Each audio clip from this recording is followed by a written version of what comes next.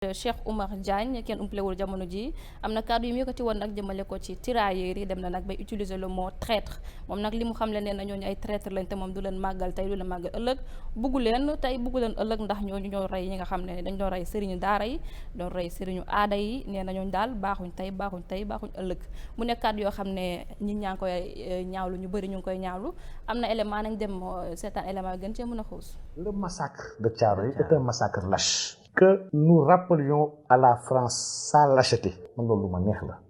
man dama gëm ni chaque fois bu ñuy teg loxo France di ko wax li mu def di ko fàttali li mu def ak di ko wan ne ko li nga doon def mënutoo ko def loolu jàpp naa ne képp kuy panafricain di nga am benn fierté bu ñu sentir.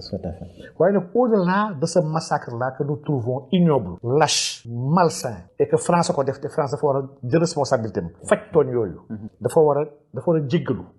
daa war a réparer en dommage ñi mu lor daa war a joxe l'histoire vraie ndax waxul histoire vraie bi nombre yi gars yi di wax sax nombre yooyu amul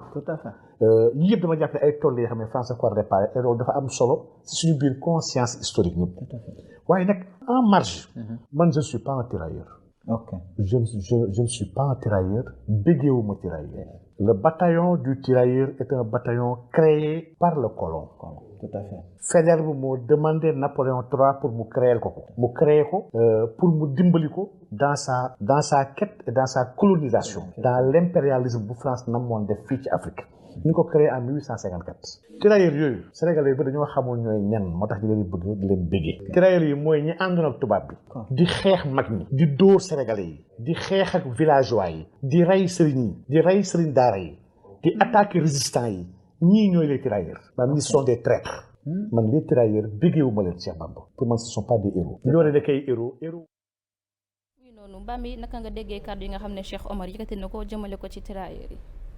waaw loolu moom la engagé man Cheikh Omar du ma taay di wax la répétition est pédagogique du ma taay di wax ne du ma ko dinga tuuti naa ci ndax am na xam-xam aliwam yëg na itam macha allah te dafa xeex ba yegsi fu mu yegsi dund na charia xam na charia ci d'après li ma gis ak waxtaanam itam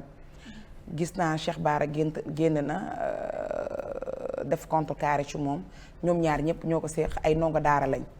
la mu wax tooguma fi pour plaider quiconque en tout cas lu mu wax moom la engagé mais ñun ñu ngi rafetlu son excellence président Bassirou Diomaye Faye sargal na leen rendre na leen hommage te jàpp naa ne loolu ba mu amee ba tey naam juddooguma woon ba ñuy dee judduwuma ba muy xew itam judduwuma lu ma mag la mag sax peut-être samay waajur ndax samay ay judduwul donc comme président sargal na leen ñu rafetlu loolu man du ma saltelaat du ma ci wax du ma ci yey yàbbi saxaluma dàquma xëy na moom fekkee na bu fekkee na génne ay preuve am xëy na xam na ci dara ak la mu ci jublu ba di ko wax itam moom la engagé du ma ko démentir du ma ko yedd ci penc tuuti naa ci itam mais en tout cas li ma la wax rek mooy que ni jàmbaar yooyu seen i yax yàlla na sedd ñu xippee àjjana xam naa ne ci sama gëstu bu gàtt naam judduwuma ay jàmbaar lañ te dégg naa ku dee ci xare àjjana nga jëm oustaz moom ko gën a maîtriser te xare nañ ba dem ñi fi des ci seen i mbokk ak seen i waajur ñi nga xam ne ñu ngi dund yal na yàlla ñu gën a dese barke bi te xam ne ñoom xam naa ne ñenn ñi amoon lu leen naqare ci loolu bés boobu le ca Caaroy tey kontaan nañ bi son excellence nekkee président ba sargal leen jox leen seen wàccuwaay boo ko gisee sa yaram dafay daw da ngay jooy màggal leen déplacé wu itam mu nekk événement boo xam ne li may wax nee naa loolu histoire da koy bind ni histoire bindee li xew tey ci le 27 bi incha allah ñu ngi ci ñëw léegi ci kanam loolu président def itam histoire da koy bind loolu sëñ bi wax itam moom la concerné ndax moom li muy ànd ak nit ñi bëriwul vision la yor libre na pour wax xalaatam libre na pour wax jàngatam moo xam li tax mu wax ko ku ko ci démentir moom la mais man du ma ak moom ba may dàgg santé ak moom wala ma koy gàngati ci biir penc la mu wax nag moom la engagé ña dem nañ yàlla na suuf oyof seen kaw te xam ne ay jàmbaar lañ macha allah yàlla na àjjana nekk seen kër itam. d'accord Assane da nga bokk ci ñu koy ñaawlu ci kàddu yu mbëkkati yi wala. waaw lii dafa am si penc mi. bi mu amee si penc mi ñi nga xamante ni ñoo si am ay maam génn nañ naqar na. démb def nañ conférence de presse président Bassirou Diomaye Faye ak Ousmane Sonko gouvernement bu Sénégal ñaawlu nañ kàddu yi. te nee nañu dafa juum. njuumte bu rëy la def te ñoom reconnaître nañ ni Cheikh Omar dafa juum. léegi nag nee nañu ki yore kàddu gi nee na léegi nag bal bi mi ngi ci camp kii nga xamante ni mooy président Bassirou Diomaye Faye mooy seet mais ñoom gouvernement bi daal xam nañu ni Cheikh Omar Diagne def na njuumte te ñoom xam nañ ko wax nañ ko Sénégal yi ñi daan wax naan gouvernement bi lu ñu si wax gouvernement bi àndut ak moom si kàddu yi mu yëkkati ndax kàddu njuumte la waaye nag ginnaaw yëkkati na ko léegi président Bassirou Diomaye Faye moo siy xool moo siy des pour Ousmane Sonko ñoom ñëpp xam nañ seen diggante ak tirailleurs yi wax nañ li si am léegi moom yëkkati na kàddu yooyu wax na ko léegi ñi ngi xaar ba xam dana génn def si ay jéggaloom déet ndax ginnaaw Sénégal gépp nee nañ ko li nga wax waroo ko wax da ngaa juum gouvernement bu Sénégal nee nañ ko da ngaa juum léegi nag moom moo si des ba xam day taxaw ni leen maa ngi jéggulu wala mu bàyyi mu sedd bañ a jéggulu loolu moom mooy tey yaakaar nga ne dina génnati non fooguma ne dina jéggulu moom mais comme que gouvernement bi def nañ communiqué génn nañ wax ki yore porte-parole gouvernement bi wax na démb naqarlu na ko xamal ne ko da ngaa def njuumte bu rëy ñu ne ko ndax dañ koy wàcce mu ne président Bassirou nag moo ko fa teg moom mooy xool ba xam da koy wàcce wala du ko wàccee léegi nag ñun ñoo ngi xool ba xam lan moo si mujj mais daal ginnaaw man gouvernement bi def nañu si communiqué rek man moom pare naa ci d'accord ngi noonu oustaz ana ban jàngal rek nga ñu ci andil waaw man li may njëkk a wax soxna Didi mooy fi Assane daanale foofu lay cibbee Cheikh Omar Diagne boroom xam-xam la Sénégal nañu gaaw bu ñuy defee dara wala mu wax dara ñun nañ ko wàccee déedéet bu fekkee ne ku juum rek ñun la nañ la wàccee bu yàggee yaakaar naa ne kenn dootul liggéey xoola bu fekkee ku juum rek wala ku wax rek ñun ni nañ ko fi jëlee damay jàpp ni Sénégal kon kenn dootul liggéey ndax nit su miyal insaanan li kasrati nisyaan yi doomu aadama la yàlla bindee ci fàtte ak juum lii nag soxna Didi dafa am côté boo xam ni dafa sensible ak côté boo xam ni Cheikh Omar Diagne daa jëre déglu côté bi nga xam ni dafa sensible man ci laa jàpp ni njuumte ci la ko dalee côté bi nga xam ne dafa sensible Assane man ci laa gis ni ci la njuumte am léegi rek baam bi mi ngi wax lu am solo ñu génn àdduna avant tout nañu ñaan yàlla mu yërëm leen loolu nga wax mooy vrai kaddu avant tout émission li mu waroon wax moom ñu ngi ñaan yàlla na leen yàlla yërëm ndax safara Bambi léegi fi ñu nekkoon maag Mouhamed te ngay toog dama ni bari na kuy yéene nit safara wala nga jàpp di ëllëg yàlla wala nga ni yàlla na ko yàlla lakk bu la yàlla wanoon fenêtre safara doo ko yéene sa mbokkum jullit mën a jullit day am xolu yërmande Cheikh Omar Diagne borom xam-xam la historien la kenn du werante ni am na xam-xam mais njuumte su la dalee ci communication sa xol lisaan dafay am maanaam ngay nettali dara di wax ba ci yàgg am lu la ci dal erreur de communication dafay bari lu muy am Bambi mënoo wax ak nit ñi te doo juum bu ñu jàpp ni ñun ñii li ñuy wax ni chaque jour mooy yoon de ak ñun li ñuy analyser ñun chaque jour jàpp ni ñun ñoo gën a baax li ñuy wax noonu la déedéet day am koo xam ni mag gis nga fi ñu toll nii Bambi li ñuy waxtaane nii am na ko xam ne mën nga ci këram di ko seetaan gën ñu koo maîtriser kon Cheikh Omar Diagne ndax ni mu waxee ni les tirailleurs sont des traîtres loolu njuumte gënu koo ngand Omar sama soppe nga je t'adore beaucoup je t'apprécie mais nag franchement lii man li ma jàpp mooy côté boobu njuumte gu rëy da cee am xam nga lu tax njuumte am ci Bambi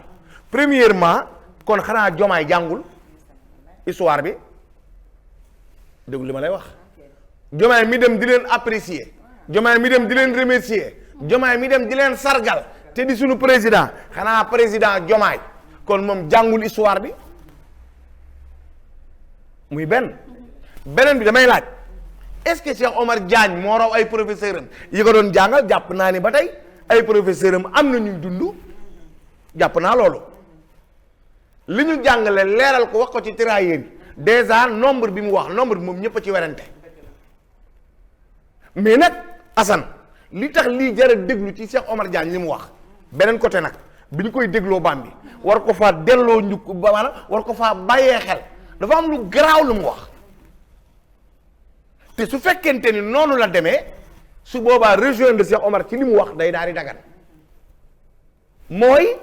ñi nga xam ne ñooñu la ñu tuddee ay nervi maanaam tubaab bi ñëw na fii am ñu mu ci li Cheikh Omar Diagne wax am ñu mu comploteel ñu dugg Jolof wala ñu dugg Siin wala ñu dugg Saalum wala ñu dem Waalo fu mu mën a doon ànd ak tubaab bi ci complice su Faidherbe ak seen i dépôt communication ñu fexe ba bay dugg ci biir àll bi di rey nit ñi bu fekkee ñooñu la ñu wax ñooñooy tirailleurs yi Moodu foofu nag point d'interrogation dafay am li Cheikh Omar Diagne wax est-ce que noonu la demee loolu dañ ko war a yóbbuwaat université ñu laaj professeurs yi nga xam ni ñooñu indil histoire boobu bind ko mu nekk ci archive ñu delluwaat archive xoolaat ndax teg ko ci taabal ji nag yee ci sénégalais yi man ma yeewu ci keneen yeewu ci Assane problème bi kon nañ ko tegaat ci taabal ji wax ñu histoire bi nan la demee su ñu waxee histoire bi nan la demee Moodu su boobaa xel dina mën a nangu ndax Cheikh Omar Dia d'accord gouvernement bi li ñu def noonu la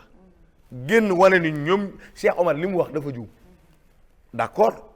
ñoom li ñu wax noonu comme li Assane wax génn ni Omar de li ñu wax nii njuumte la d'accord mais waaw moo tax ma ni kon ndax kon Diomaye kon xanaa jàngul histoire bi bu fekkente ni nag li Cheikh Omar Diagne wax nag am na kon ñun suñu imaam yu bari jàpp nañ leen rey leen kon est-ce que du tirailleurs leen rey. aussi Oustaz. booba Sénégal amagul ñëpp ay français lañ. ba xeex bay am colonisation bi mooy français waaye bul faat ni suñuy maam lañu. waaw waaye Sénégal booba Sénégal amut. ankay Assane. non ankay Assane bu lox li ngay wax loolu nii booba Sénégal amut. sama waay nga mais bu lox loolu ñu lay dégg. non Sénégal daa mës a exister. man kan la exister. ñu ab carte la woon ci France rek nga ma lan. waaw moom laa lay expliqué. waaw léegi nag colonisation kooka buñ dee xeexee France lañ doon xeexal xeexul Sénégal. attention fa muy waxee ak li ma ko wax bokkul ñun nañ jàpp ni suufu Sénégal la ñu ne. déedéet Sénégal kañ la colonisation bi nag France la. waaw tubaab bi ñooñu mës a coloniser. waaw looloo tax xola amoo lu tax indépendance ñu jàng français. lan moo tax ñu feete indépendance. colonisation française la. oustaz lan moo tax ñu feete indépendance. waaw parce que moom suñu bopp. waaw bi ñu moomee suñu bopp nag. waaw mais moomaguñ suñu bopp. waaw moom laa lay wax ni la attention Assane. kon ñoom yor ñu woon carte d'identité Sénégal ba ñuy xeex ak suñu maam ñun ñëpp benn lañ woon. Assane ba si ñëpp ay français lañ woon. bu leen jëlee woon kon boo leen jàppee Sénégal. Assane bu leen jàppee da ngaa war ni France yi jamonoy France yi comme ça nga ni am na ku jóge fii dem fee xeex ak ñee ñëpp benn lañ woon waaw boo nee waa France dañoo ñëw lëkkaloo ñeen ñi di rey ñeen ñi man say wax laa wax de moom Cheikh Omar pare naa say wax yow waaw Omar donc moom la li nga wax nii li Omar waxewu ko nii yow samay wax ngay wax yow li nga wax ni Omar waxewu ko nii ankay déedéet kon yow déggoo gars yi dañ lay yow Omar waxewu ko déedéet li ma wax la Omar wax de Omar waxu la les trahis sont des traîtres waaw li la Omar wax waaw waaw ma ñii xeex ak sunu maam yi ñii xeex ak sunu maam yi ni nga ko waxee Omar waxewu ko noonu Omar déedéet dafa ni ñoom ñoo ànd comploté ak ñoom ñu dugg di rey nit ñi c'est ça qu'il a dit waa France lépp France la woon waaw même bu dee France daal même bu dee France kon su boobaa Assane li Omar wax day doon vérité waaw su boobaa li Omar Diagne wax kon bu ñu ni Omar daa def erreur kon d'accord ni il a kon li mu wax dëgg la mais bu ko leeralee bu ko leeraloo moo tax ma ni la Assane boobaa bu ko leeraloo bi Didi mais yow mi yow affaire da nga koo jël maam yow wëlbati ko jaxase ko bu nañ ko teg si taabal ak kay man dama laa jox exemple ci ñaari benn bi dama ne la Assane lii mu waroon a déparé mooy ñaanal leen ndax sénégalais la mu ñaanal leen yërmande loolu ànd naa ci beneen bi su fekkente ni ñi mu wax ni ñoom ñooy ci les tirailleurs ñoo doon ànd ak tubaab bi di comploter déggoo li mu wax dem daara yi rey sëriñ daara yi déggoo la moo doon xanaa Assane boobu ay Sénégal defuñu rey sëriñ si ban sëriñ leen rey ah mais mu ngoog loolu la Omar wax léegi ban sëriñ leen rey déggoo ma de dama ne yaa ni rey sëriñ si ban mais loolu la Omar Diagne wax moom Omar Diagne waxu dañoo rey sëriñ de yow déggoo la de sëriñ si la wax ak daara yi kan mooy sëriñ si yow Assane ko Assane baa liggéey dafa kan la rey dama ni ñan la ban sëriñ leen rey moo tax man la Assane nañu jëlaat dossier bi bam bi dossier bi daal leer na jàll na ko taabal ji wala ñu yóbbu ak université ñu jàngal ñu wax ñu tirailleurs yi ñooy ñan tirailleurs yii seen i sët a ngi fi sama jaan dañ ñuy nax déggu ci biir waxam mu ni dañ ñuy nax nañ ñu wax vrai histoire tirailleurs yi wax na ko ci biir waxam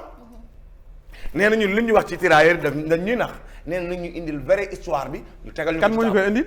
Cheikh Omar Diagne ko wax d'accord moo ko jàng woon noo ko jàngatee rek sa nga wax ci sa xalaat d'après bi nga ko dégloo moom nag moom bi nga xam ne moom la utiliser mooy déranger ñu bëri mooy le mot traître nga xam ne analyser na ko ci phrase am bi waaw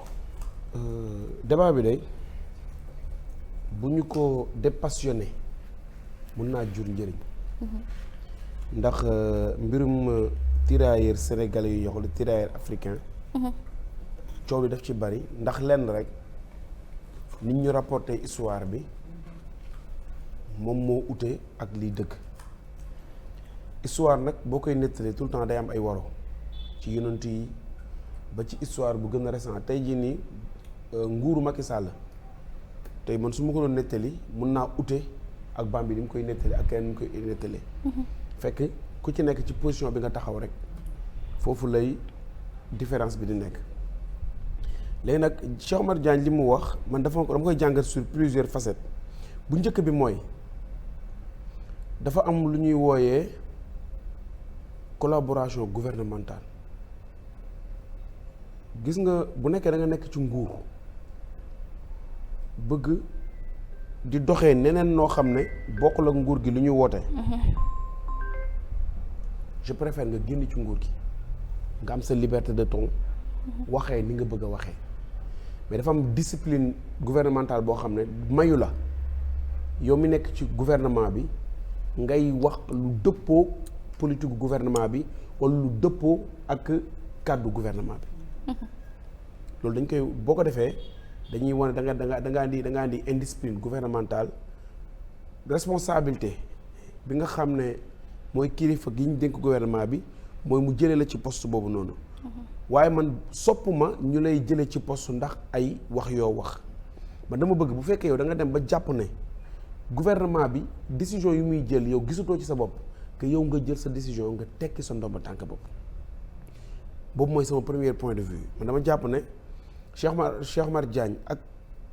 xam-xam bi fu mu toll ak contradiction bu mu mën a am comme dafa décider ne dafa bokk ci nguur dafa war a méngoo ak dëppoo ak nguur googu ni muy doxe loolu muy benn bu fekkee moom dem na ba ay conviction mayatu ko mu dëppoo ak moom rek jaratul nguur di génn di wax lii moom muy génn di wax leneen na tekki ndooma tànkam mu nekk en face am liberté de ton muy beneen bi appréciation ci li mu waxee man dafa fa xam damay rejoindre Assane c'est que man dama bëggoon mooy ñu dépassionné débat bi ñu teg ko ci table ñu waxtaanee ko bu fekkee ne Cheikh Oumar Diagne dafa am ñu ànd ak moom gëm ne tirailleurs yi ay traîtres lañu kon ñooñu war nañoo mën a gëm ni ñi doon opposé wu tubaab bi ay rebelle lañu. est-ce que d'accord nañu bu ñu d'accord ne tirailleurs yi ay traîtres lañu nañu jàpp ne képp ku doon résister tubaab bi rebelle nga. non problème du am pourtant loolu la Assane di expliquer dañu nekk ci état français nekkuñu ci état sénégalais état français la ñu nekkoon république de la France la jamono boobu ku ci am këyit tu es français ñun ñii suñu maam yëpp ku ñu ci amoon këyit yëpp ay français lañu mënoo woon am këyitu sénégalais ndax le Sénégal n'existait pas l'état sénégalais n'existait pas kon état français moo ne état français nag bu amee fédéral bi di ko jiite wala keneen di ko jiite ku mën a tudd tur bi amu ci solo loi ya muy doxal soo ko beddee ci réew moom rek yow rebelle lañ lay considérer wala terroriste est-ce que comprendre nga li may bëgg a wax. waaw non xam nga Imam Bari ànd na sax xam léegi terrorisme dafa changé maanaam dafa am rébellion am terrorisme bu nekk am définition c'est rébellion mooy koo xam ne da nga d'accordul ci charte yi réew mi nga nekk di doxee nga rebellé wu nga am taxawin boo xam ne da nga ne d'accord ci maanaam da ngay beddi loi yi ñu teg te jamono boobu Sénégal ku ñuy attewoo ci loi française la ñuy attewoo bu ñu la recruter boo nekkee soldat français nga soo nekkee kuy liggéey ci bureau français bu ñu la nommé canton wala fu ñu la newee français ngay doon ñun ñi ñëpp suñu waajur yi nga xam ne demoon nañu guerre dañoo ay kayitu français la ñu yore léegi nag débat bi dafa yaatu foofu noonu mën nañu andi débat pourquoi ñooñu noonu ba jamono bi France reconnaître leen di leen fay li mu leen war a fay xam nga débat bi foofu la waroon nekk mais pas ci ba xam waaw léegi nag moo am ñaari façon yoo xam ne mën nañ ko jàngat ci waxu Cheikh Oumar Diagne ba tey mooy France buy recruter am na ñoo xam ne dañoo dem engagé wu pour wut liggéey ñu fàttali ne traite négrière moo jiitu loolu te traite négrière ñii ñu fi wooyee ay buur ñoo doon jàpp nit ñi di leen jaay kon ñooñu ay lan lañu nekkuñu woon ci yoon. déedéet wax bu utiliser moom bu bokkul loolu. nekkuñu woon ci yoon bi. déedéet utiliser boobu nekk ci bu nekkee utiliser mot bi rek bu nekkee ñeme nga mot bi day utiliser mot bi rek. non nekkuñu woon ay ci yoon traître lañu man ko ñeme débat la ay traître lañu woon. non ci lu bu même bu fekkente ne ay traître lañ la traite négrière comme ni ñu ko jàngee ci histoire loolu moom leer na nañ ni ñoom seen jëm bopp ñoo doon jàppante seen biir nekk ci dëkk am doole incarné sa doole dox ci kaw nit ñi loo bëgg loolu ngay def loo fekk jaxase ko ni nga ko bëggee ndax pouvoir bi nga gëm boobu sàngara see fi ne amuñu ay lan lañu moom laa la wax ni la sont des traîtres. noonu moom Cheikh Omar ñi mu traité ay traité attention Oustaz maa ma borom def katu lu ñaaw wala bàll ñooñu doon def loolu def katu lu ñaaw la waxuma def lu ñaaw man loolu laa ko déggee Oustaz non Oustaz non man loolu laa ko déggee ragal de man du ma ragal de ndax nga ragal yow xamoo ragal ragal nga kay déedéet ay lan lañu def katu lu ñaaw lañu léegi lu tax tiir waa léegi xaaral c'est waa léegi aca Moodu aca maanaam dañ doon def loo xam ne lu indigne la waaw yéen Thiès googu noonu aca am na koy indi wooy jéeri joor Ndeela Fall xam nga saa njóogu mu ngay fàttali keroog jéeri lan la ko tubaab bi doon def doon jàppee jéeri jàmm nga si waat bi bàyyil jaay jàmm mu ne day jaay jàmm te pourtant héros ngeen ko def waaw jéeri lan la waxal maa ngi lay dégg non dama la laaj xam nga dama lay laaj xam nga da ngay dugg ci histoire état bi yaa ngi ci histoire maa ngi ci histoire laa nekk histoire ngay dugg mën ngaa waxee léegi histoire mën ngaa waxee angle boo xam ni mën naa koo xam mën naa ko bañ a jéeri joor Ndeela yaa ma gën a xam non déet scénario ngay def waxal xaaral non déet man dama lay déglu scénariste nga bu baax da ngay bënd ay théâtre waaw xam nga histoire u Thiès man dama lay déglu jéeri joor Ndeela Fall tubaab bi da ko aaye jaay jaam mu lànk di jàpp jaam di jaay waaw ba tëdd ca naaj ba waaw kay waaw ba sëriñ Dieng xam nga ni coow li ñu kii wépp coow lu bari la ba dañ ko rey ba dag waa yi waaw balaa l'essentiel mooy jéeri tey dañ ko considéré comme héros national waaw xam nga kon li Cheikh Omar wax pour man dafa war mun nekk waxtaan buy jur xam-xam mais warul nekk waxtaan wax dafay juri ñu passionné ko ku nekk di coow gauche di coow droite Assane dafay wax benn wax bu am solo fii ku ñu laal sa maam rek nga mer te pourtant histoire dong la am na ñoo xam ne tey bu ñu nettalee seen histoire maam xëy na duñ ci fier dëgg la waaye du ko teree nekk histoire dëgg la waaw li ma bëgg a wax rek mooy pourquoi ñun ñuy am yenn tolérance yi ci jamono bu nekk te di ko bañal ñenn ñi man Cheikh Omar Diagne xam lu tax man sama papa def na Indochine def na Algérie mais li muy wax dama jàpp ne concerné wul sama papa waaw concerné wul sama papa doon fayeeku non xam nga ñoom ay soldats la ñu woon jamono boobu jàng am na mais dafa compliqué yaa ngi dégg bay ngay def wala nga mën activité commerciale wala yaa xam loolu doon bu la neexee nga dem solo armée bu wér nekk militaire wér ndax jamonoy guerre mondiale dafa am ñoo xam ne dañu leen a contraindre ba France dafa soxla ay nit pour def face à l'Allemagne yaa ngi dégg ñu dem ñëw ci colonie yi fii gis fi ay nit ñu am doole pour ñu yóbbu leen am na ñoo xam ne dañ doon bañ mais dañ leen di jàpp ñu yóbbu leen am na suñu sëriñ see yoo xam ne dañoo jël seen doom joxe pour wane exemple Moodu waxaar rek xam nga man waxuma gi damay wax askan waxaaral waaw vas-y jamono boobu noonu ñooñu ñu contraindre yóbbu leen mais ñooñu buñ jógee guerre mënu ma leen jàppee ne ay traître lañ même ñi nga xam ne dañoo solu armée pour mu nekk liggéey ñuy fayeeku ñooñu mënu leen jàpp ne ay traître lañu moo tax man mënumaa d'accord ak Cheikh Omar ci wax mais dama ne nañu tijji mu nekk buntu xam-xam ñu kii gis nga suñu histoire bi bu ñu ko ragalee histoire bi ñu dund ñun Sénégal suñ ko ragalee fi ñu jëm mun na bañ a dëgër ndax da ngay taxaw ci histoire bu dëgër xam erreur yi nga mën yi nga defoon dans l'histoire nga mun ko corriger ñun li fi amoon fii ci côté royaume ci côté mais dictature boo xam ne la jamono ji àdduna nangootu ko wér da ngay nekk buur ñëw kër Bambi bëgg Bambi am borom kër nga ne ko dama koy jël par force mu lànk nga rey borom këram nga rey ki jël yóbbu finalement am da ngay bëgg buur day bëgg jigéen sax kooku mujj daw gàddaay génn réew ma loolu gis nañ ko fi te ñi fi nekk naan sama maam buur la mais seen maam yi ñoo ko doon def man surtout buur siin la mais ñoom li ñu doon def ñun ñëpp fiyeeruñu ci dëgg dañ koy wax dëgg boo ko waxoo rek da ngay jaar à côté léegi nag mënuñ bàyyi histoire boobu ñun ñu accepté ko di dund ñëw tey Cheikh Omar Diagne posé benn débat sur affaire tirailleurs yi ak perception bu mu ci mën a am te du warul mën a jur débat rek ñu waxtaan ko mu jàll ñu wanaasu ko mu jàll man d'accord ma ak moom ci li mu wax ndax crime mu Caaroy 44 ñëpp xam nañu origine bi xaalis la ndax nit ki boo ko liggéey loo da nga koy fay te xaalis boobu noonu ñoom xëy na dañ ko xeex ci jamono booba mais man sama papa ba muy génn àdduna yàlla na ko yàlla yërëm mais tout le temps dañ doon am ay procès ak la France pour ñu fay leen seen xaalis ndax ñoom bi ñu demee guerre dañoo demoon ay ñoo xam ne ay français lañu de naissance wala de peau wala nangam ñooñu di am indemnité yoo xam ne ñoom ñoo bokkoon guerre te ñoom amuñu ko ba bi ñuy mais tey bareetuñu sax ñoom demoon nañ ba ñaara ci desul xaw ma ñett ñu ngi ko doon xeex ba bi ñuy génnaat mais dañoo demoon di ko xeex ci xeex bu légal dem ci tribunaux yi di xeex ba léegi France mënul plier wu pour ñu fay leen seen ak seen at yelleef pour moi loolu débat la léegi nag ñi fa dee woon injustice boobu la Diomaye bëgg a réparer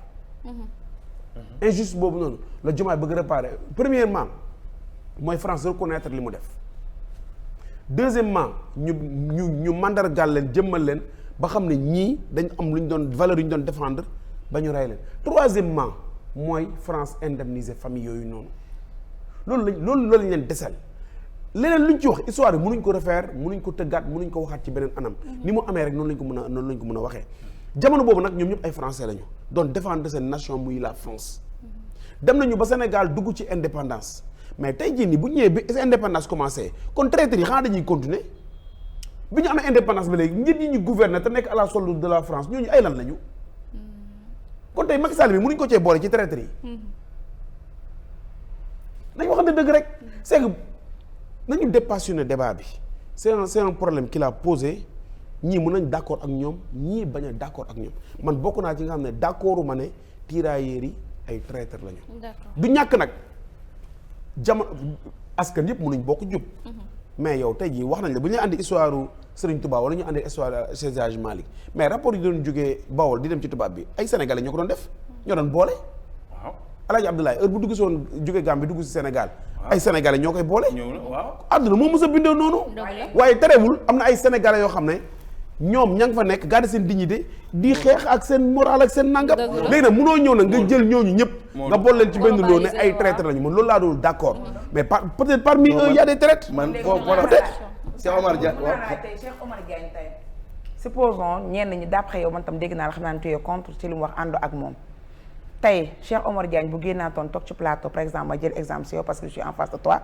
ne la Modou kaa ñu def dialogue ma décortiquer li ma wax ak fi ma ko teg di nga mën a argumenter ak moom dignement donc man je me suis dit que ne aussi tamit ñi nga xam ne ñoo nekk ci internet di ko saaga défendre ma ko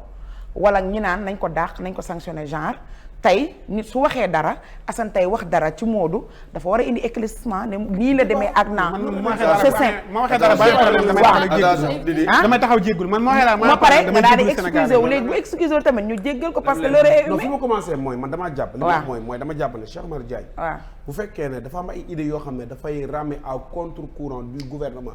moom na tekki ndomba tànkam parce que il est dedans mu am liberté am di dem ndax boo nekkee ci kuréel gu mel ni gouvernement dafa am solidarité gouvernementale boo xam ne da ngay wax li ñëpp di waxee xam nga munoo ramer à contre-courant man loolu laa wax muy benn beneen bi ma ne li mu posé comme débat ci tirailleurs yi c'est un débat man personnellement d'accord ma ci dama la andi histoire ma ne la ñun accepté nañu suñu histoire ci ñenn ñi ñoo xam ne jamono boobu dañu doon def loo xam ne tey àdduna da ko dàq maa indi histoire Jéeri Joor Ndeela tout à fait ndax oustaz li nekk sama kanam moo tax maa indi histoire Jéeri Joor Ndeela mun naa indi histoire Buur Siin mun naa indi bu la ji mun naa indi keneen ak Salmon Faye sax ñoo xam ne dañoo nekkoon tubaab bi nekk yor administration bi xam nga débat bi nekkul woon ne tubaab bi dafa ñëw pour noonu ñu wala du ñu noonu loolu du débat bi mais jamono boobu li fi nekkoon la ñuy wax mooy dañoo nekkoon ci administration nga d'accord ci nga bañ ci d'accord administration française la ñu nekkoon tout à fait ma ne bu nekkee ne loolu la ñi gëm ne tirailleurs yi ay traître lañu man ñooñu laa wax ñi ko gëm kon nañu gëm ne beneen côté bi ay rebelle lañu woon ndax ñoom dañ doon jalgati charte yi tubaab bi tegoon fii nii léegi nag bi ñu ñëwee ba dugg ci colonisation ba génn décolonisation ba ñëw ci indépendance 1960 Sénégal yàgg naa am njiit yoo xam ne tubaab bi lañ fiy nekkal ma ne léegi est-ce que ñooñu tamit dañoo war a considérer comme ay traître voilà te pour man non pour man sax ñi nga xam ne dañoo am indépendance ñu jël leen dénk leen suñu réew ñoom ñu nekkal fi France pour man ñooñu ñoo gën a yeeyoo baatu traître que ki nga xam ne soldat bi nga xam ne dafa demoon di liggéey maanaam dafa ñëw engagé wu dans l'armée ñu koy fay voilà nga koy fay mu dem guerre ñëw di la laaj xaalisam nga ray ko mais loolu acte boobu moom la ñuy ñaawlu tout à fait c'est ça mais waruñ leen ñoom juger ci le fait que ñu dem engagé wu dans au côté de l'armée française que ñu kii leen de force ou de gré ñooñu waruñ leen ci position boobu ñu jël waroon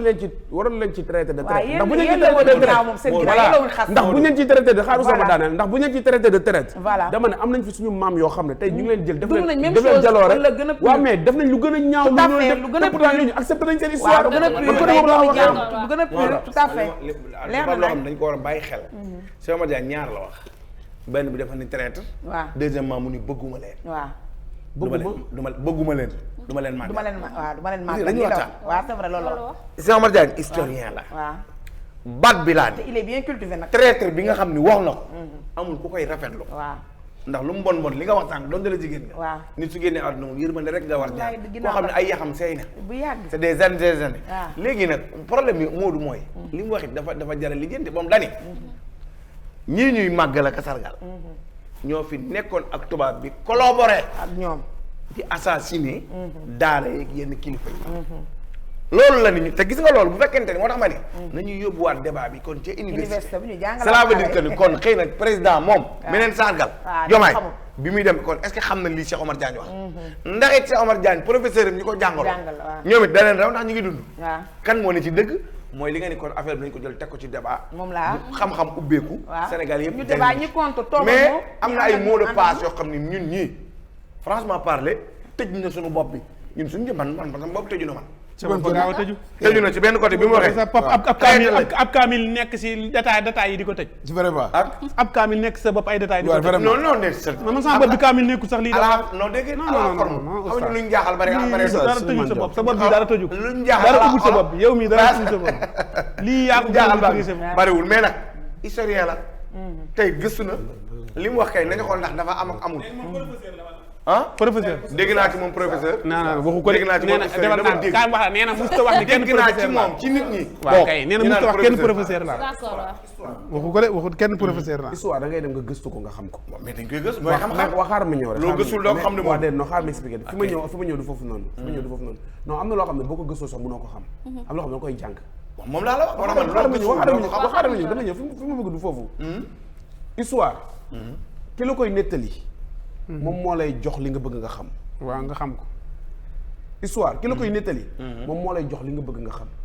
gis nga tey jii ñun boo xoolee suñu société sénégalaise ni ñu àndee ay géwél tëgg lawbe détail yooyu ñi nettali histoire bi rek ñoo créé loolu waaw effectivement indi leen problème waaw waaw kay suis kon moo tax ma ne d'accord. histoire ki la koy source bi nga koy jëlee Waaw. moo tax ci diine yow jàng nga Bu baax. dañ lay wax ne yenn téere yi sax bu ci référé wu boo bëggee wax ci diine bu wér a wér a wér ndax boo demoon tey ji gis ne histoire yonent bi gis ko ci bind loo xam ne da nga naan mais lii naka la mën a nekk Moodu bépp jàngkat waaw xaaral ma dem ñëw nga bayam ci loo xam ne bëggoo ko waaw kay léegi xaaral ma ñëw kon histoire ki la koy jox da lay manipuler lu ci ëpp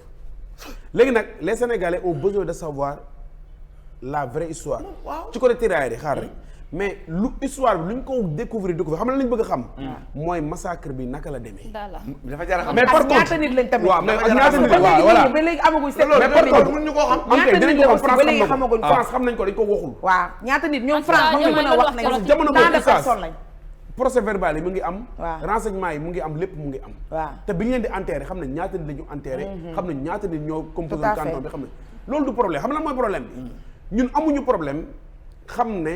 ña demoon sénégalais que africain ñi demoon foofu dañoo demoon pour guerre yi waaw deuxième guerre mondiale lañ wax Moodu sama waxaar baay ma ñëw waxaar ma ñëw sama magu pap bu ma déggee damay gën a am problème dañaa dem moo tax ma lay wax waxaar ma ñëw non kon ne waaw deuxième guerre mondiale jàll si la ñu dem masala. bi ñu demee ñëw histoire bi nit ñi xam nañ ne dañ doon laaj seen àq ak seen yelleef gis nga tey ñooñu noonu ñëpp ay français lañu loolu mooy dëgg ndax boobu sénégalais amul xam nga di déggal ma boobu waaw. sénégalais mu ngi commencé exister bi ñu nee indépendance indépendance 1964 ci lañ commencé naan sénégalais mais boobu sénégalais amul ay français ñoo fi nekkoon waaw Loolu parce que la amaguñ sa wax indépendance mais oustaz comme crime bi ci sol sénégalais la amee dafa yell solu Sénégal waaw très bien nag waaw sol Sénégal man fii laa doon waxee sànq nag waaw parce que ok. xam nga tey Fii la xewee. ñi fi ne ñëf ñu nekkoon fi tey ji nii ñun ñooy seen i sët ñenn ñi seen i doom après ci àdduna évolué na ba nation sénégalaise am état sénégalais am ñun ñëpp ñu muté wu nekk ay sénégalais foofu lañ ci war a yem bu fekkee ne dañoo bëgg a tënku ci Cheikh Omar Diagne bëgg a xóotal wax ji dañuy am problème le fait que ne crime boobu am ci sol Sénégal te mu concerne ñoo xam ne suñuy maam lañu ndax nationalité aussi du kayit la rek mais du xeet nationalité du xeet fii am na Sénégalais yoo xam ne ay nationalité française lañu yore. ñooñu kon ay traître lañu. mais Modou bu ñu ko xaaral xóotal xaaral mu ñëw mu waruñu ko parce que tubaab bi ñoo ñu war a leeral la tubaab bi duñu leeral est-ce que leeral weesul tamit waxuma ci côté boobu non su ma ne bu ñu ko continuer mooy waruñu di ko rapporter ba accès suñu jamono yi ndax bu ñu accès suñu jamono bii nii ba bi mën nga am nationalité française mën na la xeet mën na la ngaa xeet traître nga parce que dafa am da nga foo xam ne ay choix nit ki la tout à fait jamono yi boobu am na ñoo xam ne dañoo defoon choix nekk ay français am ñoo xam ne def nañ choix nekk nangam ñii di xeex pour seen nekk ne réew mi ñun ñoo ko moom tubaab bi waruñ ko jël tubaab bi jàpp ne ñoom ñoo ko war a ñëw imposer ñu xam boobu xeex la woon dama ne xeex boobu mënoo ñu wax ñii lii lañu man loolu du ma ci d'accord fi may daanalee jox di param ndax maa ngi koy bëgg a monopoliser mooy nañu yem ci fi mu yem de base mu jeex président sargal na leen boo xam ne ay nit ñoo ko def ci sol sénégalais boo ko xóotalee ñooñu nationalité bu ñu am loolu administration kese la suñuy maam lañu ñu baax suñuy maam lañu ñu bon suñuy maam lañu yaa ngi dégg baax li ma lay wax te ñun muy Cheikh Omar Diagne muy man muy keneen waruñu leen mën a juger foofu xam nga ne ko affaire borom xam-xam boobu ñu dugg ci affaire borom xam-xam exclure ñenn ñi waruñu leen mën a juger nit ki doo ko juger par rapport à un écrit bu nekkoon Cheikh Omar Diagne moom daf ko dund ñëw di ñu nettali kon ñu mën a wax mais moom dund ko daf ko jàng ci téere comme ni ko ñeneen ñëpp jànge kon pour man c'est très mal placé mu tax di leen traité ay traité man loolu du ma ko def rafetlu ma ko bu fekkee dafa am dem ba am gëm-gëm boobu moom Cheikh Omar Diagne te Diomaye am beneen gëm-gëm moom na génn ci nguur gi mu tekki ndooma tànk xam ne mook Diomaye bokku luñ gëm-gëm que mu toog nit ñi naan nañ ko dàq lii moom yàq quoi day yàq bien dit Alaaji Modou analyse pertinente ci gouvernement